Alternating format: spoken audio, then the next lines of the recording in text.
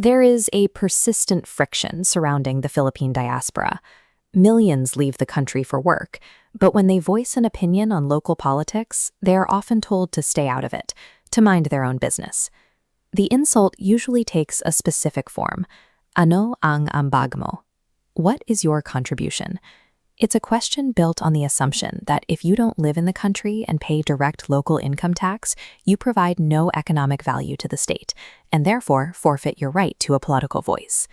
That assumption hits a wall of data. Overseas Filipinos inject roughly $38 billion into the economy every single year. This $38 billion represents the collective individual wages of millions of people who have left their homes and families to work abroad. This capital functions as a structural component of the Philippine government's tax system. To see how that system actually captures this value, we have to follow the path of a single remitted dollar. We trace a $100 digital remittance to the Philippines. Step 1. Wire transfer. The receiving bank takes a fee, paying taxes to the BIR. Step 2. ATM withdrawal fees create another taxable event. Step 3. The currency exchange spread generates a third tax stream.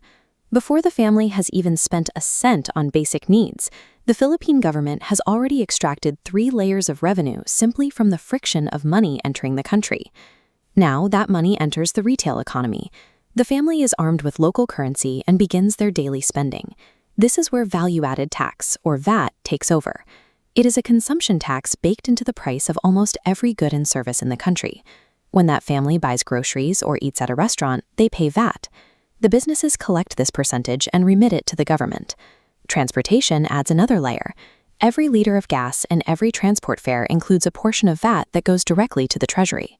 This illustrates the velocity of money. The grocer spends the remittance money, the gas attendant spends it, and as it changes hands, it generates a new tax cut for the state at every single stop. Consumer spending in the Philippines acts as a decentralized tax collection engine, fueled by the capital sent from abroad. Applying this logic across the entire population reveals the true scale of the diaspora's contribution. This cycle of taxation repeats millions of times every month, totaling $38 billion in annual volume. This revenue helps fund government operations, public infrastructure, and the salaries of the very officials who manage the state.